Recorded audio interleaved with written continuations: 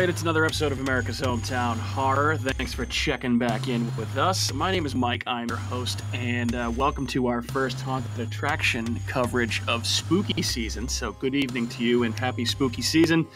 We do have a good amount to cover tonight from a pretty fun night we had over this past weekend.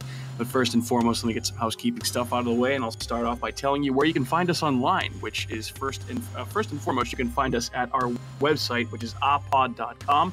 That's ahhpod.com. You can also find us on YouTube, Facebook, Twitter, and Instagram. Just search for America's Hometown Horror or Hometown Horror or Hometown Horror Pod. You'll find us. And you can also email us at hometownhorrorpodcast@gmail.com. And as always, I'd be remiss if I did not mention our two new partners. The first of which, is Horror Facts Magazine. You can find them at horrorfacts.com. It's a great resource for all things horror if you are a fan, including news, reviews, and podcasts just like ours. And as always, we're now partnering with Fangoria Magazine, the first in fright since 1979. We are partnering with Fangoria to give you guys a 20% discount exclusively for our listeners. Head on over to shop.fangoria.com/hometownhorrorpod, and you can use the code hometownhorrorpod at checkout for a 20% discount on any merchandise or a first-time magazine subscription. So head on over to fangoria.com and get yourself some merch, treat yourself. And that's what I got. So let me introduce my co-host, which tonight is Andrew. What's going on, buddy? Not much. What's going on, man? Not too much. Just kidding it. Kat will not be joining us tonight.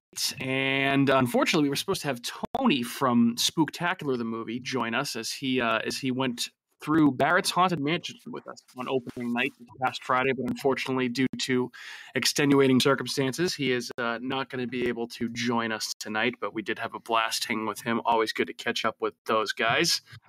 But yeah, Andrew, we're talking about Barrett's Haunted Mansion which is crazy to say, the third year in a row here on the show. It's crazy. It was, the first year was awesome because we covered it because a lot different than it's been before, with the Screens and Screams? Scenes and Screams? What was it? Screens and Screams.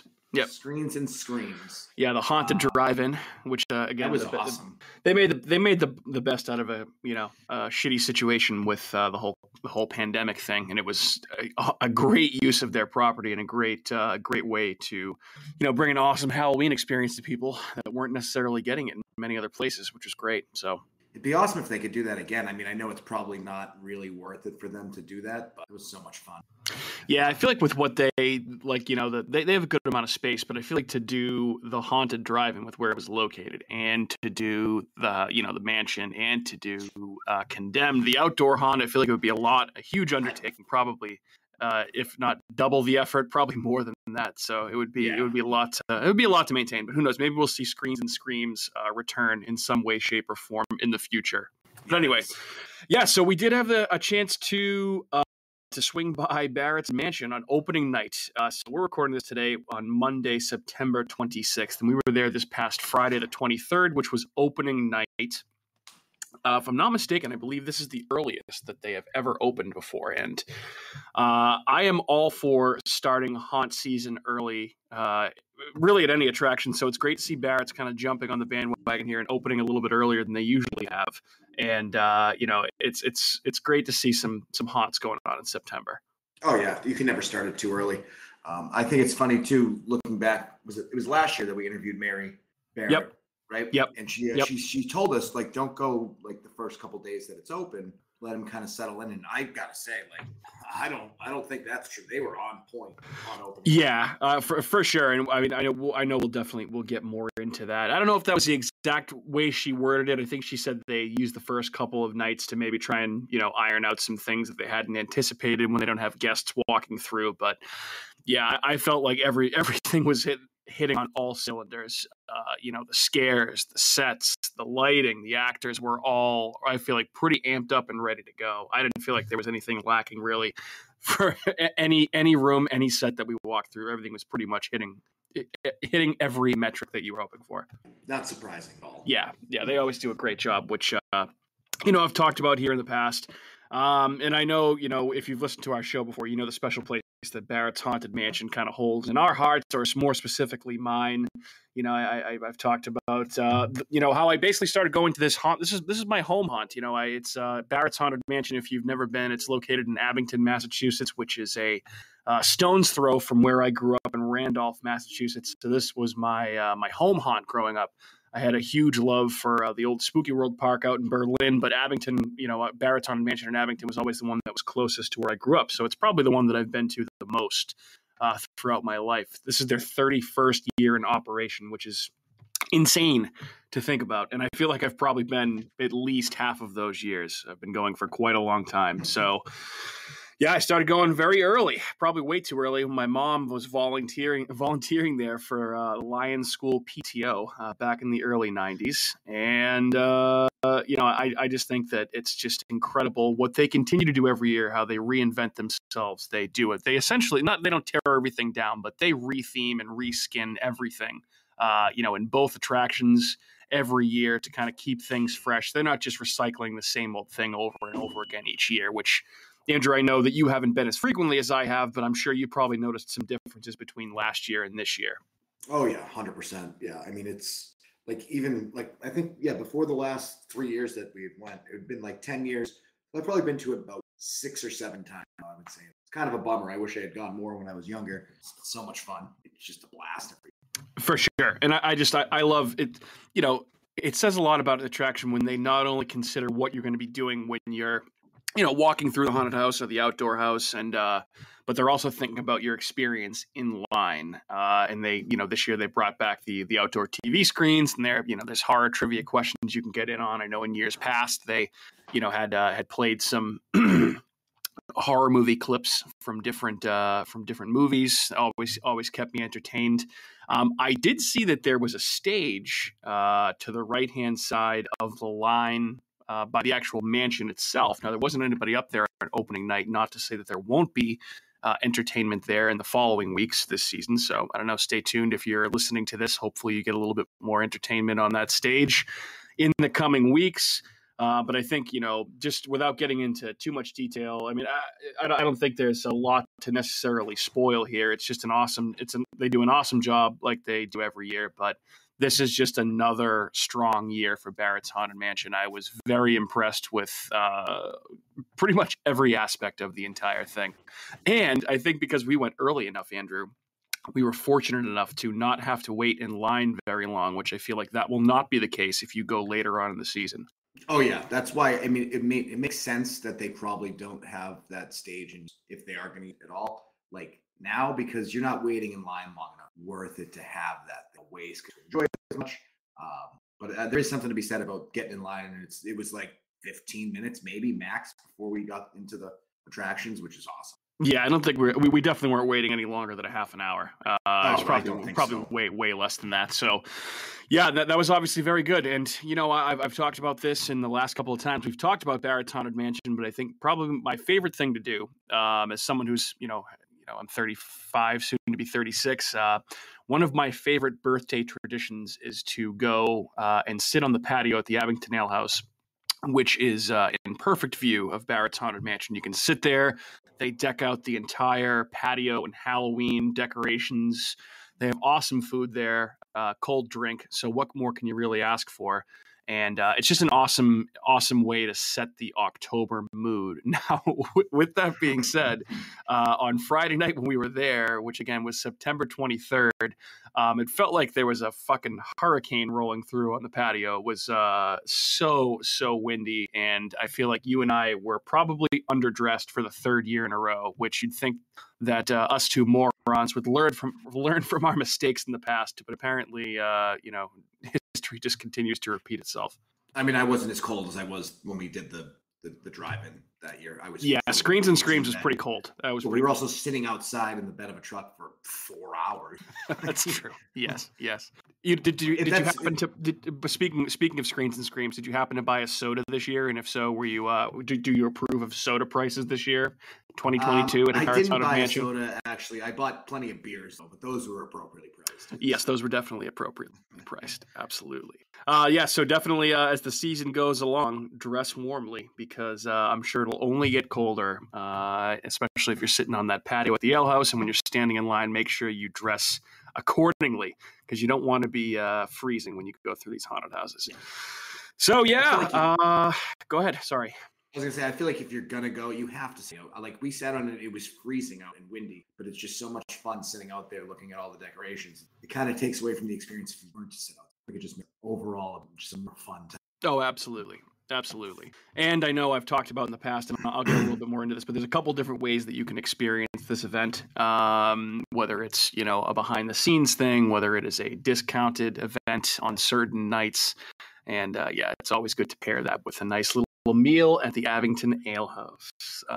Not a sponsor of ours or anything, but they're just they have awesome food. So, and definitely get yourself some buffalo chicken dip, which is, in my opinion, is the best thing they make there. It's just it's one of the few things that I get every single time I go there. Aside from a couple of Frosty Miller Lights.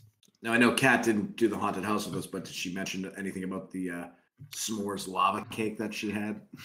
So she did. She liked it, and she only ate about a quarter of it, which I took care of the rest of that as soon as we got home from the haunted house. Oh, so okay. I would recommend the s'mores lava cake as well. That was quite delicious. Very, very good. So yeah, thank you to my lovely wife and our co-host Kat for not finishing her s'mores lava cake. So anyway, but I digress. So a little bit more about Barrett's Haunted Mansion. I mentioned this before. 2022 is their 31st year in operation, which is just wild. They opened back up in the early 90s.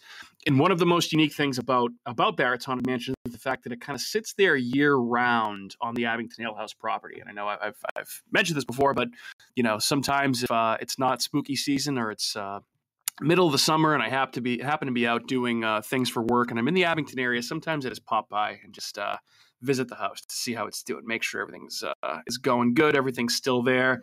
Yeah, so you can always see it. And then they added their second attraction, which started out as the Cell. Now it's called Condemned, but it was called the Sanctuary before that. And they added that a few years back to expand the event, and that's sitting there year round as well. So it's definitely one of the cooler things about Barrett's Haunted Mansion. Excuse me.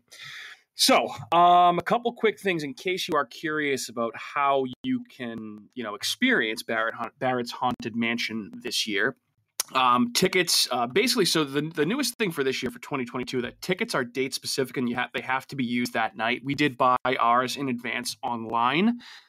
One thing that we did get last year in talking to Mary Barrett was that if you buy tickets on site, you do get a little bit of an extra treat because they almost have a little mini experience in the ticket booth. I wanted to make sure that it wasn't going to sell out on opening night, so I did buy them ahead of time. But general admission tickets, $36 per person this year. There are group rates also available, and an awesome promotion that they do if you are a member of our military and you present a valid photo ID, you get in for free, which is great. Oh, wow. That's sick. Yeah. Yep. So any of you military members out there that are listeners, you can get in for free, which is a hell of a deal. And then also, if it is one of those busier nights where the line is not 15 minutes or less, you can get what they call an RIP ticket. This is an upgraded ticket that gives you front of the line access to both attractions for $60 per person. So a little bit pricier, but definitely worth it if you don't feel like standing in line in the middle October briskness for probably, I would say this line can probably get up to over 2 hours on a really busy night. So plan accordingly for that, budget your time. And then my personal recommendation and the best way to experience, Barrett's Haunted Mansion, and one that I've always tried to do, is the Bite and Fright deal, which you can only do on Thursdays and Sundays, but basically that gets you a ticket to both attractions and dinner at the Ale House with tax and tip included for $50. Tickets for this are only available at Barrett's Haunted Mansion ticket window or at the Abington Ale House, so you can't buy these online in advance. Coupons are also not accepted, but I also mentioned before that tax and tip would be included with this. Over tip a little bit. Tip your awesome waitresses and bartenders at the Ale House a little bit more than what that is there. So you're getting a fantastic deal to begin with. $50, that's a steal. It's great. It's awesome. The tickets themselves, $36. So you're essentially getting a pretty good selection of food that you can dine on for about $14. We did do that last year. Yes, it was good. There was a very good selection of food too. There were plenty of options. Yep. Absolutely. And then two more things that you can do. Special ticketed events. Or not, well, yes, technically special ticketed events. You can do lights on tours every Saturday between 2 and 4 p.m. So if you aren't necessarily into the scares, but you want to see how they construct all this and what it looks like with, with the lights on, you can do a lights on tour for $15, which I believe walks you through both attractions. The mansion this year is incredibly detailed, and if you're into this sort of stuff like I am, like I want to see if I can try and make it back up there on a Saturday and walk through and take a look at this stuff because it's really, really intricate this year. And then they are doing 2 of what they call Devil's Nights this year. These are also $36 per ticket per person. You can experience this on Wednesday, October 19th and Wednesday, October 26th. This is a different type of experience that I've done one time before, and it's very intense, I'll tell you that. So if you are into the scares, this is something that you may want to consider doing. But basically with this, you sign a waiver, you experience physical contact, complete terror and chaos in pitch blackness.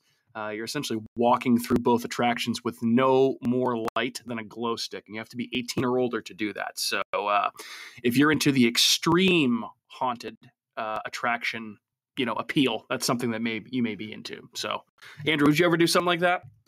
I feel like it's really hard to scare me. That would, honestly, I would probably be very sad. That would be, I don't know if I'd enjoy it as much because I kind of like I like to be able to see the detail. Like even like you were saying, like lights out tour would be blast. I would love to do that because even just walking through the haunted house regularly, it's kind of tough to take every little piece. Whereas if you have all the lights on, you can really see all the detail. You can still see it when you do the regular walkthrough, but I feel like the lights out, the lights on, the dark one, having done it already, I feel like it would be like if you do it the second. Like I'd like to I would do all 3 if I had the time. Oh yeah, for sure. If it was closer, I would definitely try and do as many times as I can. But yeah, it's definitely a different type of experience, and I feel like when I was walking through, it was just so impressive everything that they built and did this year that I was like, the actors again were hitting it out of the park, and they did get me a couple of times, but I was just so wowed by all the detail that I was kind of just like, oh, yep, okay, great, you got me. But I'm just more in awe of what this actual room looks like here, what this set looks like, or this detail, or how they constructed that scare. So, and there are some good ones in there. So yeah, it'd be kind of cool if they did offer like an all exclusive package, for like nerds like us, where you get a lights on tour, the Devil Night, and your regular ticket plus 3 meals. Like I would probably pay, I'd be like $100 for that. It's almost like a season pass type of thing. Yeah, I'm sure that there are people that would do it. Not everyone is as crazy as we are, but I'm sure that there would be people that would do it. So hey, Barrett, if you're listening, I'm sure it's an option that you've probably considered. But I'd buy one. So all right. So let's talk about the experience itself. And again, I don't think we're going to go into too much detail here because, again, I don't think we can recommend highly enough that you go and check this out this year. It's as good as it is every year, if not better. I just think it's one of these local haunted attractions that continues to get better each year, and this year is no different. So yeah, I think we're just going to kind of touch on some of our favorite parts here, and go and experience it for yourself is what my recommendation would be. So, maybe light spoilers to follow if you are planning on attending Barrett's Haunted Mansion and you want to be completely surprised. If you want to know nothing more than whether it's good or not, I would give that, as Kat would say, 2 thumbs way up, and would highly recommend. So, Andrew, we experienced Condemned first this year. It does give you the option to basically, this year you can kind of, I think it was this way last year too, but you can pick whatever attraction you want to start with first. Once you either buy your tickets at the booth or you buy them, online, you basically can walk up and you can pick which one you want to do. So we opted to do Condemned, the outdoor attraction first, which, again, was just phenomenal this year. And so it is the same type of theme as last year, but that doesn't mean that they didn't change anything. So Condemned is back for its second year. And here is the loose story behind this attraction. In August 1992, McTeal Industries was built with a small community within it to produce PW30, a nitrogen oxide-based pesticide. In October of 1998, a NOx leak was detected from the facility alarms. In an attempt to stop the leak, the staff suffered severe chemical burns. The unsuccessful attempt left the community severely exposed to the gases. Production continued despite the leak. And in January 2000, with demand for PW30 falling and costs to contain the leak increasing, McTeal was forced to start closing its facilities. The entire community was locked down on Friday, September 13th, 2013, leaving those inside to fend for themselves. Studies indicate that the levels of NOx exposure has left the survivors' skin discolored, scarred, and mental state possibly affected. Due to their altered appearance and forced adaptation to the environment, they are now referred to as Colro sapiens, which if you're not familiar with that word, colrophobia is someone that's afraid of clowns. Barrett's has always loved their clowns, and this attraction is definitely filled with a bunch of demented clown-type creatures, which is why they're called Colro sapiens. And this is just an awesome way to start your night out. Andrew, what were your thoughts on Condemned? I mean, it was definitely a little bit different than last year. Beautifully done. Like, the sets are beautiful. The acting was fantastic last year. I thought the acting was better this year, like on both sides, the regular haunted house and Condemned. I don't know. I mean, I don't want to give too much away about it. There's some scares there that you're not expecting, and there's some things that the actors do that you definitely wouldn't expect from, just a haunted house, like with the bungees. Like, they really I was gonna bring those up too. I didn't know if I like there's stuff that yeah, I mean, I think it's fair to say that was I think one of the highlights is just that's a very innovative way of trying to scare you, is when you think someone is too far away to actually get in your face, and you find out they're attached to a couple of bungee cords, so they can jump off a platform and be in your face, and then be back on that platform in about 2.5 seconds. So that was incredible. I know that they had those in there last year too, but that's just one of the more impressive scares that they have. If I was going to act there, I'd want to have one of those jobs, because that's got to be so much fun. I feel like fun. Absolutely. I mean, just jumping at people all night, but I feel like you definitely have to have some sort of training to be able to do that. It takes send anybody up there. A level of skill to be able to do it. Yeah, because you don't want to jump too far and knock people over. Yeah, exactly. Yeah, you don't want to be kicking someone in the face. That would not be good. Then Barrett's Haunted Mansion might not be open for future business in the years to come, which obviously we don't want. So yeah, I thought that was obviously a highlight. I mean, honestly, this to me, because this is outdoors and you're not confined to the same, obviously the mansion is great too, but you're not confined to the same amount of space. So you can build up. And there were a couple of sets in this attraction that were easily 2 stories, maybe even 3. Fake house facades and playground facades, and it was just incredible. We did have a chance to walk through this last year, with a behind the scenes tour, and just seeing all the detail that's put into it. We met the guy that it was his baby. He was the one that designed everything, and it was just incredible to see. So I can't speak highly enough about Condemned. I think that's going to be a staple there for a while. Like, I don't think they're going to change that too much. I mean, it's just done so well. Like, I mean, in the amount of time and effort that went in building that, like, you definitely want to have that up for change the theme on it, because there's really no need. We did it last year. We did it this year. It's still a blast, even though we did it both years. It's something you now look each year. So I don't think there's any reason to change that. Yeah, I think they'll probably leave it for a little while. Yeah. Mess with that. So, and I mentioned, that attraction opened, the outdoor attraction opened in 2013. So that's coming up on 10 years. And I think this is the 3rd theme that they've had. So they change it every few years. So you might get a few more years of Condemned before they change it up. So who knows? We'll see. Maybe this will be permanent. So definitely led off the night with a bang. Any further thoughts on Condemned before we talk about the mansion itself? No, that's pretty much it. Okay, cool. All right. So yeah, definitely make sure you go through both, and definitely I would recommend starting off with Condemned, because you can always finishing the night with the actual mansion itself is the way to go, in my opinion. And the mansion this year is this is no different this year. Obviously, I mentioned this is the 31st year of operation for Barrett's Haunted Mansion. When you think of the number 31, that is the date of Halloween. So this year, is very Halloween themed. And a brief little synopsis here. So if you go right on the website, you can see this if you want an idea of what the theme is for this year for the mansion. Trick or treat, strange occurrences have been happening at our Halloween party. It seems we've awakened an evil determined to get out after 31 years. Join us and see what you'll experience within our walls, but don't come alone. So it's a very vague description, which is a good thing in my opinion. But this starts off incredibly with an awesome Halloween themed entrance to the house. Andrew, what did you think about the house this year? Or more specifically, the Halloween theming at the beginning.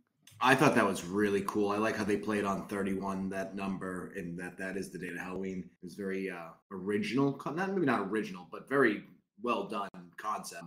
The actor that introduces you to the house was phenomenal. He was amazing. He was great. He did such a good job. That was like, that got you like ready to go immediately. And then obviously the first minute you're walking through the house, it's like, oh, here we go. I love it already. Like, it was amazing. Yeah, I had a feeling that you were going to bring that up. So just light spoilers here. But so obviously the mansion itself is a house. But so you're entering through the back of the house this year. You're not entering through the front, or not necessarily entering through the front. But as you walk to you get to the end of the line and you are walking into the actual attraction itself, they built a fake house facade that enters into like a couple of rooms and then leads you back outside up the ramp into the front door of the actual house. And the way it's done is so incredible. And there's a ton of jack-o'-lanterns and like fake ghosts hanging from trees, and it's themed to a Halloween party. And all I'll say is when I was thinking about you with this, Andrew, you walk in, you may notice a sound effect from a grandfather clock that may have been pretty prominent on a gigantic streaming show on Netflix over this past summer. Or however it goes. Like, it's hard to make that good. There you go. Good impression. Very good impression. Pretty good. Yes. So yeah, fans of Stranger Things, keep your ears peeled as you walk in there. But yeah, and then I feel like as you get into the actual the house itself, you are getting a lot of the greatest hits from some of the the past 31 years. Some of the highlights for me was the room that was that kind of harkened back to their voodoo themed year, like with the swamp room. That was unbelievable. I know me and Tony all really enjoyed the switchboard room that they had with the vibrating floors. That was unbelievable, and that'll catch you off guard a little bit. And there were a lot of highlights for me, but those are some of the ones that come to the top of my mind. What did you? What were some of the ones that you remembered and liked the most, Andrew? I mean, that one you were just mentioning, the switchboard room. Like, again, the actor in that room was phenomenal. He did a great job. And then you have the floor moving the way it is, going through a meltdown.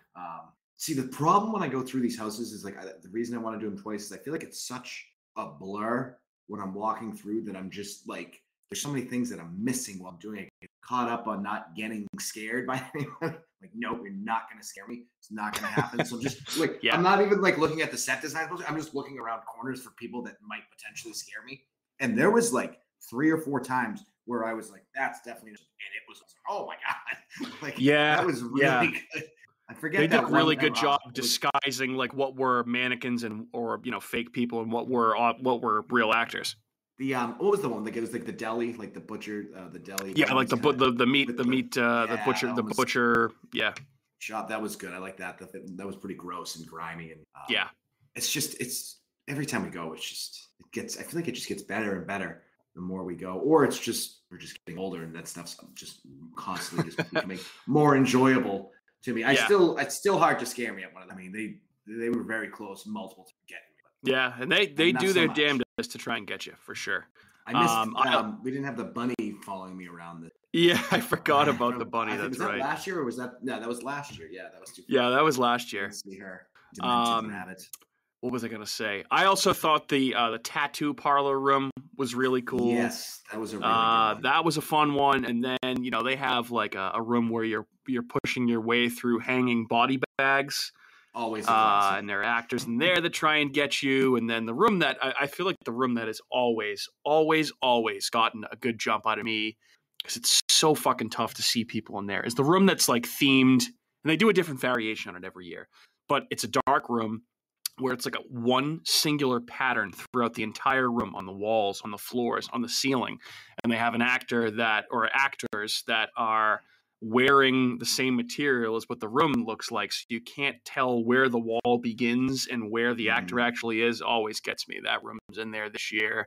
So everything is really, really cool inside the house. And if you are if you're able to focus on taking a look at some of the things, some of the details in the house without, just solely focusing on not being scared, I would highly recommend trying to do that. It's hard though when you have it's almost like I have a facade to keep. You can't scale. I can't. Yes, yeah, the tough guy facade. Nope, can't scare me. Boo! It scared you, huh? They like that. What was the rum too with it was like the squishy fluid. Yes. Yeah, really I forget exactly what room that was in, but I definitely remember that one too. There's I almost tripped. I almost tripped because I wasn't ready. Yeah, very cool, very cool. All right. Any final thoughts on the mansion? Again, I know we don't want to go too much into detail. We don't want to spoil it completely for everybody. Not sure if this is about the mansion, but the swag you got. Yeah, actually glad you brought that up. Yeah. So Tony, I think, bought one of every single thing they sold at the shop because that's just the type of guy that he is. He's awesome. So, but yeah, I have to say, somehow I have made it through 31 years of Barrett's Haunted Mansion without having a single piece of clothing from there. Actually, that's a lie. I do have one T-shirt from when I did the Blackout Night a few years back. I got a T-shirt from that. But I've just never picked anything up. So I got a long sleeve T-shirt. The logo on it is awesome. They're all tricked out with an orange version of the Barrett's Haunted Mansion demon logo. So it's very Halloween, very, very cool. But they have long sleeve T-shirts, regular T-shirts, hoodies, sweatpants. I got a long sleeve T-shirt, a shot glass, a pin, and an awesome light green bracelet honoring the late great Phantasmo the Great. So the merchandise is absolutely on point this year. Definitely visit the merchandise booth on your way out. Yeah, they had some really good stuff. You didn't get a sticker too? No? I did get a sticker. Yeah, actually. Yeah, I got a sticker. Yeah, Tony got a hat. Tony got hoodies. Tony got he got his wife a pair of sweatpants. He got everything. They got matching clothes so that they can wear it together, he said. I was like, that's really good. Yeah. So, yeah, lots of good stuff to be had there at the merchandise booth as well. So, yeah, overall, a great time at Barrett's Haunted Mansion. I really, without, at the risk of repeating myself even more than I may already have, can't really recommend it highly enough this year. It's just hits it out of the park from every angle. Whole experience was great. Oh, yeah, it's a 10 out of 10, easily. It's just, you can just tell the dedication, passion, and love that they all have what they do, and that just comes through in flying from start to finish. There's nothing lacking. Yeah, that's spot on, because I feel like everyone that I have met there or talked to behind the scenes is so genuine and so nice, and they work so hard on this event all year round, really. So it's really great to see the fruits of their labor pay off, and this is one of the highlights of my year every year. It's one of the things I look forward to most about every Halloween season, and I will always head to Barrett's Haunted Mansion as long as they will have me. I love Barrett's Haunted Mansion, and I can't recommend it enough. If you have never been before, go. If you go every year, you're going to go this year. You don't need me to tell you that, but if you're on the fence and you're considering it, definitely go. It's absolutely worth every penny. It's a very enjoyable evening. Yes, indeed. All right, Andrew, anything else on Barrett's Haunted Mansion before we wrap this up? I think that pretty much puts a bow on it. All right, beautiful. So, yeah, go check out Barrett's Haunted Mansion. You will not be sorry. The only way you'll be sorry is if you don't go. So, yeah. All right. With that being said, thanks for tuning in to another episode of America's Hometown Horror. We will be back next week, as we are each and every week, probably with a full team. Unfortunately, Matt wasn't able to join us, and Kat was not able to walk through the haunted house. So that's why Andrew and I are flying solo. But the whole crew will be back next week for sure. And hey, guess what? If you're listening to this podcast right now, wherever you're listening to it, we'll be there again next week. But if you're looking for a new podcast platform, you can find us on Apple Podcasts, Google Podcasts, Spotify, Amazon Music, iHeartRadio, Stitcher, Spreaker, and probably a bunch of other places that I don't even know about. Probably a bunch of podcast platforms. With that being said, I have been Mike, Andrew has been Andrew, and this has been another episode of America's Hometown Horror. Thanks again to Barrett's Haunted Mansion for having us, and happy spooky season to you, and Andrew. Bye. Good evening. Yes, there you go. See, now you You can say good evening. I teed that up for you. I didn't even say it. I said so you can say it. It's either that or, adios muchachos. Yeah, I was going to say that. Yeah. Okay, bye. Bye. Hey everyone, it's Mike from America's Hometown Horror, and just wanted to say thank you again for listening to another episode of our show, because of course, we would be nothing without you listeners.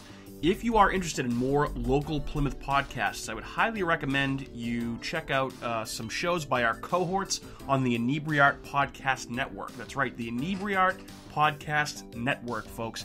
In addition to America's Hometown Horror, you can find the Inebriart Podcast, Bar Talk, Theme Park Legends, Retro Redoctopus, and Old Colony Cast. Head on over and give them a listen.